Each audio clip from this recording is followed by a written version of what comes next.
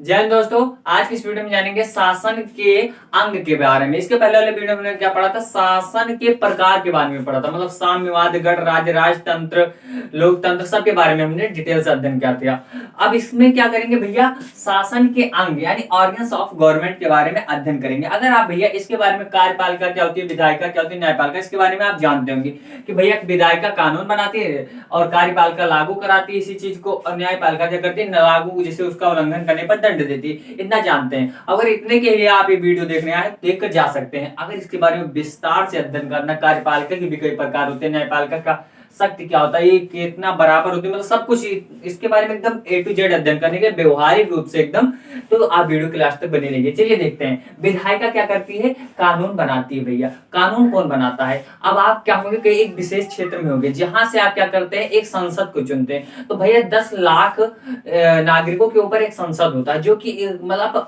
वो जाता है संसद भवन में बैठा, वही हमारे लिए कानून का निर्माण करता है। अब भैया आप सोच समझ सकते हैं कि इसी लिए हम लोगों को एक अच्छा पढ़ा लिखा संसद भेजना चाहिए, क्योंकि ये 10 लाख लोगों की आवाज होती है। एक संसद ने मतलब कुछ कहा तो मतलब 10 लोग नागरिकों ने, वहां के जिस क्षेत्र का है वहां के लोगों का आवाज है कि भैया हाँ हमारे यहाँ की जनता इस चीज को मानेगी। तो यही होता है। तो संसद क्या करता है भैया, वो कानून का निर्माण है। विधायिका में जो लोग बैठे होते हैं भैया, विधायिका क्या करती है, कानून का निर्माण करती है। संसद में जो लोग बैठे हैं वो हमारे लिए कानून बना रहे हैं। भैया चाहे उनको कॉन्स्टिट्यूशन का स्पेलिंग ना मालूम हो, लेकिन हमारे लिए कानून बनाएंगे। चलिए अभी क्या है, विधायिका क्या करती है, कानून बनाती है। अब कार्यपालिका के पास वो भेज देती है। अब कार्यपालिका क्या करती है, कानून के अनुसार शासन चलाती है। भैया कानून जो बना है उसी के अनुसार ये शासन करेगी। किसके ऊपर, जनता के ऊपर। जनता के ऊपर अगर शासन ना करे तो भैया जानते हैं क्या हो जाएगा। देखिए कार्यपालिका क्या करेगी, एग्जीक्यूटिव जिसको बोलते हैं, एक कानून के अनुसार शासन चलाएगी। शासन भी 2 प्रकार से चलाने वाले होंगे, एक होगा भैया राजनीतिक कार्यपालिका, एक हो जाएगी अस्थायी कार्यपालिका। तो अभी समझते हैं, ऊपरी ऊपरी समझ लीजिए, इसको ऊपर ही पढ़कर जाना है तो उसको समझ लिए। और न्यायपालिका क्या होती है, जुडिशरी। ये भैया कानून के अनुसार विवादों को मतलब समाधान करते हैं। भैया आपने क्या क्या इसने कानून बनाया, इसने क्या क्या चलाने की कोशिश किया उस कानून को, मतलब यहाँ पर नागरिकों के बीच में उसका मतलब वो प्रस्ताव आ गया। अब वो कानून जनता में चल रहा है, सही ढंग से नहीं चल रहा, उसका उल्लंघन हो रहा है। अब ये चलाने की कोशिश कर रही है। अब इसकी कोशिश करने के बावजूद भी उल्लंघन आप करते हैं उस कानून का, तो ये भैया क्या करेगी, ये उठाकर ले जाएगी भैया जी के पास, जुडिशरी। चाचा चाचा बोलिए, आइए भैया हम जो आप कानून बनाए थे विधायिका चाचा, वो गलती कर रहे हैं, इसमें बोल रहे हैं कि हम नहीं मानेंगे। तो बोले भैया इनको लेकर आओ, हम लतियाएंगे इनको। देखिए तो ये इनको इसके पास लेकर जाता है न्यायपालिका पर। अब न्यायपालिका इनका मरम्मत करती है, बढ़िया से उसको दंड देती है। तो यही होता है भैया, ऊपरी ऊपरी आप मक्खन ले लिए हैं, अब अंदर से गहराई से लीजिए। अब देखिए राजनीतिक कार्यपालिका क्या होती है, अस्थायी कार्यपालिका। राजनीतिक कार्यपालिका, अस्थायी कार्यपालिका, पहले से हम इसमें जान लेते हैं विधायिका के बारे में विस्तार से, ऊपरी ऊपरी हमने जान लिया। अब देखिए कार्य इसका क्या होता है, ये भैया कानून का बनाती है, यानी मेड ऑफ लॉ। लॉ मतलब क्या होता है भैया, कानून बनाती है। अभी भैया मोनार्शियल सिस्टम में क्या होता है, यानी राजतंत्रीय में क्या होता है, जो भैया राजतंत्र होता है उसमें क्या होता है, राजा की इच्छा ही कानून होती है। उसने बोला कि भैया आज से सबकी शादी कर दीजिए पूरे से मतलब देश में। अब भैया वो चाहे वो शादी लायक हो, चाहे वो सबका हो जाएगा शादी, यानी उसका मतलब मजाक कर रहे, मतलब ये उसको समझा रहे हैं कि राजा की इच्छा मतलब कुछ हुई तो उसने क्या क्या कानून बना दिया, उसी की इच्छा ही कानून, यानी विधायिका और कार्यपालिका वही लागू कराएगा, वही दंड देगा, सब उसी के हाथ में हो जाएगा, क्योंकि राजतंत्र में कोई और दूसरा नहीं होता। तो राजा की इच्छा ही क्या कहलाती है, कानून कहलाती है। अब लोकतंत्र जैसे जैसे आया, लोकतंत्र जब आ गया, तो लोकतंत्र जब आया तो इससे 2 चीज हुआ। अब जनता की इच्छा के अनुसार कानून बनने लगा कि भैया जनता मानेगी या नहीं मानेगी। जनता के पास अधिकार है कि वो विरोध कर सकती है आपके कानून का, मतलब विधायिका जो कानून बनाई उसका जनता विरोध भी कर सकती है। उसको अनुसार इसको कार्यपालिका को यानी सरकार को क्या करना पड़ेगा, वापस भी करना पड़ेगा। अगर वो क्या है अच्छा नहीं है तो न्यायपालिका भी उसे निरस्त कर सकती है। कैसे अभी समझते हैं। लोकतंत्र की स्थापना के बाद क्या, जनता इच्छा अपने इच्छा अनुसार क्या करने लगी, कानून का निर्माण करवाने लगी। अब छोटे देश में क्या होता है, डायरेक्ट जनता, जैसे भैया मान लीजिए 1-2 लाख है, मान लीजिए 1000-2000 की जनता है वहां पे, मतलब उस देश की, तो खुद कानून का निर्माण कर लेगी। तो वहां की भैया जो संसद होगी वहां पर केवल 7 लोग होते हैं, जैसे यहाँ पर 7 लोग वहां पर होते हैं, मुख्य लोग होते हैं। ये चीज कहाँ है, स्विट्जरलैंड। स्विट्जरलैंड में क्या भैया छोटा सा देश है, वहां पर जनता ही कानून का निर्माण करती है। ये 7 लोग होते हैं, उनमें में से कुल क्या होता है, एक प्रमुख होता है, बाकी के 6 वैसे होते हैं। सबका कार्यकाल 21 साल का होता है, 1 साल बाद निर्वाचन होता है, उनका फिर बदले जाते हैं, और जनता के द्वारा ही मतलब वहां पर कानून कर, लेकिन भारत में ऐसा संभव नहीं है। इसलिए भारत में क्या हुआ है, 10 लाख लोगों पर एक संसद है। अब भैया ये 10 लाख लोगों की आवाज होती है। देखिए अब भारत जैसे बड़े देशों में ऐसी संभव नहीं है। भैया भारत के लोग अभी सोचे कि हम जाएंगे भैया संसद भवन में बैठ के कानून बनाएंगे, तो क्या होगा भैया, संसद पूरा फट जाएगा। अब क्यों फटेगा आप जान सकते हैं, बड़े देशों में भैया ऐसा नहीं। तो इसमें क्या प्रतिनिधि लोकतंत्र, रिप्रेजेंटेटिव एग्जीक्यूटिव है। अब देखिए सॉरी डेमोक्रेसी है। अब इसके माध्यम से क्या होता है, विधायिका का निर्माण होता है, गठन होता है। इसके अनुसार क्या होगा, विधायिका का होगा। अब विधायिका गठन जब होगा तो एक विशेष एरिया से क्या हो जाएगा, सांसद जाएंगे। अब सांसद का चुनाव होगा, सांसद का प्रत्यक्ष रूप से चुनाव होगा। सांसद का चुनाव हम ही लोग करेंगे, जिसको ये हमारे दिमाग में ध्यान रखना होगा कि भैया जो सांसद जाएंगे वहां पर बैठेंगे वो भैया पढ़े लिखे होने चाहिए। ऐसा नहीं कि भैया केवल उनके पास पैसा और पैसे पे हम बिक जाएं।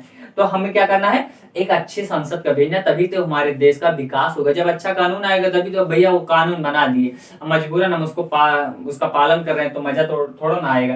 तो यही हो जाएगा। बड़े देशों में ये डायरेक्ट करना नहीं कि भैया जनता जाके वहां पर कानून बनाए। तो ये हो गई भैया विधायिका। विधायिका में कानून कैसे बनता है ये हम समझ लिए। अब कानून के अनुसार भैया शासन चलाने वाली भैया कानून भैया राजनीतिक कार्यपालिका, एक अस्थायी कार्यपालिका। राजनीतिक कार्यपालिका में भैया क्या होता है, एक सर्वोच्च स्तर पर ये होता है। कार्यपालिका में सर्वोच्च स्तर अगर किसी का होगा वो राजनीतिक कार्यपालिका का होगा। अब इसमें होता है क्या भैया, फिक्स टाइम के लिए भैया क्या होता है, चुनाव होता है। प्रत्यक्ष रूप से इसमें कुछ लोगों को लिया जाता है और उनका कुछ दिन के लिए होते हैं, 4 साल 5 साल के लिए होंगे और वो वही क्या करेंगे, इनका भैया यही रहेंगे और जो कि वहां पर शासन कराएंगे। अब भैया ये कहां पर होता है, भारत में होता है। जैसे अब ये 4 प्रकार की हो जाएगी राजनीतिक कार्यपालिका भैया, 4 प्रकार की। एक अध्यक्षीय कार्यपालिका हो जाएगी, एक हो जाएगी संसदीय, एक होगी दोहरी, एक होगी बहुल प्रणाली। आप समझते हैं कि करके, पहले अस्थाई समझ लेते हैं। अस्थाई क्या हो जाएगी, परमानेंट। ये उच्च अधिकारी, जैसे भैया IAS IPS हो गए, ऐसे जो उच्च अधिकारी हो गए। ऐसा नहीं कि चपरासी भैया अब हम लोगों से कराएंगे, IAS IPS बनना पड़ेगा और इसके लिए और मेहनत खूब करना पड़ेगा जीवन में, जो कि आप करना नहीं चाहते। अगर करना चाहते तो बहुत अच्छी बात है। देखिए अधिकारी तंत्र होंगे इसमें, मतलब इलेक्शन इनका नहीं होगा भैया, पढ़े लिखे लोगों का इलेक्शन नहीं होगा। वो पढ़ लिख कर जाएंगे, 2 साल 1.5 साल मेहनत कर जाएंगे वहां पर, तब ये फिर क्या करेंगे भैया, अस्थायी कार्यपालिका। भैया इसमें खराबी क्या होती है, अस्थायी कार्यपालिका के अनुसार जो अस्थायी कार्यपालिका होती है ये राजनीतिक कार्यपालिका के अनुसार कार्य करती है। राजनीतिक कार्यपालिका जो कहेगी वही ये करेंगे। अब भैया हमारे देश की विडंबना देखिए, जो पढ़े लिखे लोग हैं वो अनपढ़ों की बात मानकर ये शासन करवाते हैं। अब भैया भारत विश्व गुरु कब बनेगा, कब मजा आएगा, जब ये भारत, ये लोग होंगे, ये लोग यहाँ पर होंगे, यानी राजनीतिक मतलब क्या होगा, उदाहरण अनुसार समझिए। आप क्या करिए, यूपीएससी करिए, IAS बनिए, IPS बनिए, कुछ भी करिए, 8-10 साल आप सेवा करिए यहाँ पे, और उसके बाद में सेवा करने के बाद आप क्या आएगी, राजनीति में चलिए। राजनीति में आने के बाद आप यहाँ पर आ जाइए राजनीतिक कार्यपालिका में। अब राजनीति में भैया आपको इसका भी अनुभव है कि कैसे शासन हमारे हमसे कराया गया है।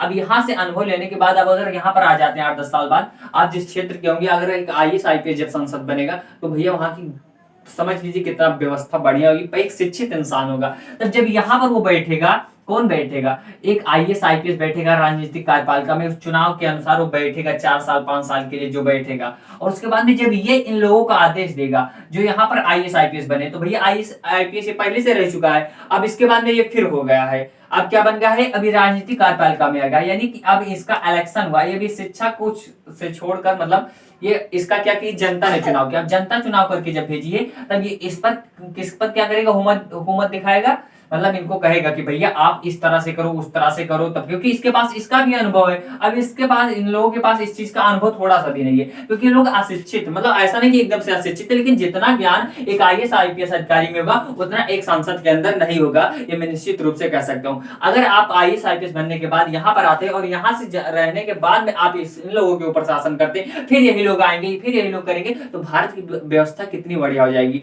तो इसी प्रकार समझिए कि हम लोगों को जरूरी नहीं है कि हम भैया पढ़ाई करके केवल नौकरी पाए, हमारा उद्देश्य ये नहीं होना चाहिए। हमारे जीवन का उद्देश्य ये भी होना चाहिए कि हम पढ़ लिखकर एक देश के एक अच्छे नागरिक बने। भैया जब शिक्षा आप ले लेंगे तो आपको कोई नहीं झुका सकता। अब भैया गांव में विधायक जी आए, अब आप उनके पीछे दौड़े दौड़े चले गए, अब विधायक जी पान खाए कर रहे हैं, अब कहीं भैया थूकना है, अब कहीं भैया कहाँ जाएंगे, वहां पर लाइए हाथ में थूक दीजिए, ये अशिक्षिता है, ये अशिक्षित, मैंने अपनी आंखों से ऐसी चीजों को देखा है।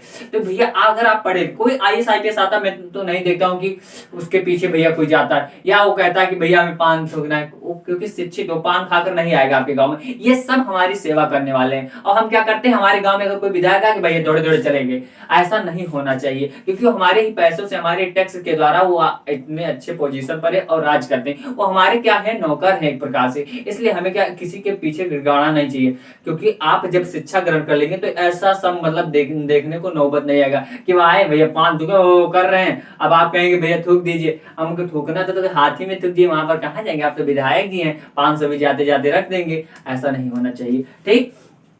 तो अध्यक्षीय कार्यपालिका क्या होती है, अमेरिका में होती है जी। इसमें क्या होता है भैया, जनता जो होती है इलेक्टोरल कॉलेज के द्वारा, इलेक्टोरल कॉलेज क्या होता है, ये भैया चुनाव का एक प्रक्रिया होता है, इलेक्शन का। इसमें चुनाव जो होगा, इसमें राष्ट्रपति का चुनाव होगा, ये सर्वोच्च होता है, किसका, राजनीतिक कार्यपालिका का सर्वोच्च होता है राष्ट्रपति, जो कि चुनाव होता है। अब यही होता है भैया, सब कुछ करेगा।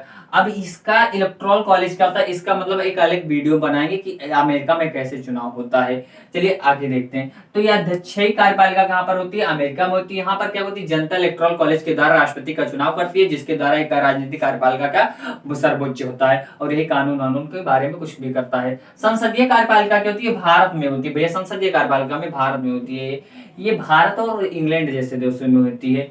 इसमें क्या होता है भैया, संसदीय कार्यपालिका में भारत और इंग्लैंड में ये तो होगा ही, इसमें जो होंगे ये जाएंगे भैया जहां पर विधायिका में जिसकी बहुमत होगी, विधायिका में जिसकी बहुमत होगी, विधायिका में जिसकी बहुमत होगी, वहां से जैसे जिस पार्टी, बीजेपी अपने यहाँ पर है, कांग्रेस है। अब मान लीजिए इस समय तो कांग्रेस तो गया है, लेकिन इस समय क्या बीजेपी की बहुमत है, तो बीजेपी की बहुमत रहेगी तो वही शासन करेगा, वही शासन कराएगा इन लोगों से, वही शासन करेगा, और हमें लोगों को क्या करना पड़ेगा, उन लोगों का कहना मानना पड़ेगा। हम लोग को भी मूल अधिकार प्राप्त है, उसकी रक्षा कौन करे भैया, न्यायपालिका चाचा कर रहे हैं, नहीं तो ये नेता लोग हम लोगों को भी बेच खा जाते, ठीक। हमारे का संविधान बहुत बढ़िया नहीं तो ये जो नेता लोग है ना, ये भारत को बेच खा जाते, ठीक। तो देखिए संसदीय कार्यपालिका में क्या होगा, जहां पर विधायिका में जिसकी बहुमत होगी वही वहां का बनेगा भैया सरकार, और वही क्या कराएगा, शासन, और वही करेगा। दोहरी कार्यपालिका में क्या होता है, इसमें भैया देखिए यहाँ अध्यक्षीय और संसदीय को मिला देंगे तो दोहरी कार्यपालिका बन जाएगा, यानी डबल। और ये क्या हो जाएगा, संसदीय, ये प्रेसिडेंटियल हो जाएगा, ये पार्लियामेंटियल का एग्जीक्यूटिव हो जाएगा। अब ये दोहरी का मतलब डबल होता जानते हैं, तो डबल एग्जीक्यूटिव। अब ये फ्रांस में होता भैया, इसमें क्या होता है, अमेरिका की तरह यहाँ पर होगा राष्ट्रपति का चुनाव, और भारत की तरह होगा प्रधानमंत्री का चुनाव, इसी को ही बोल देंगे दोहरी। समझ में आ रहा भैया, एकदम आसान भाषा में बता रहे, दोनों को मिला दीजिए दोहरी बन जाएगा। कार्यपालिका की शक्ति जो होती है वहां पर पीएम के हाथों में कुछ चली जाती है, और कुछ यहाँ पर राष्ट्रपति के हाथ में। लेकिन भारत में ऐसा नहीं है, भारत में भैया अगर शासन की अगर शक्ति है तो भैया मोदी जी के पास है, क्योंकि वही है। अगर कुछ गलत होता तो प्रधानमंत्री ऐसा किया, मतलब उनका औकात नहीं है इतना सभी, लेकिन प्रधानमंत्री बोलेंगे, ऐसा बोलते हैं। तो ऐसा नहीं देखना चाहिए। आप करिए विरोध पार्टी का कुछ भी करे ऐसा मत, लेकिन अपना लेवल और उनका लेवल देखकर थोड़ा करिए। कोई भी हो, मैं किसी पार्टी को विश्वास नहीं करके मोदी जी है तो उन्हीं को मतलब ऐसा इज्जत दीजिए, कोई भी हो। अगर अच्छा करते हैं या गलत करते हैं, आप पढ़े लिखे रहेंगे तो उसका मतलब बताइए कि हाँ भैया इन्होंने ये अच्छा किया, गलत किया। अगर शिक्षित लोग क्या बनेंगे, पार्टी का चेहरा बने लेंगे तो देश का हो गया कल्याण। इसलिए आपको सही गलत का निर्णय करना है, ये नहीं कि भैया हम मोदी भक्त है तो मोदी जो करते चले जाए सब सही है, सब सही है, राहुल गांधी आगे सब सही है, सब सही है, ऐसा कुछ नहीं करना है। जो सही है उसको कहिए सही है, जो गलत है वो गलत है। इस प्रकार से आपके अंदर अगर भावना रहेगी तो देश एक बेहतरीन बनेगा, विश्वगुरु बनेगा एक दिन फिर से, ठीक।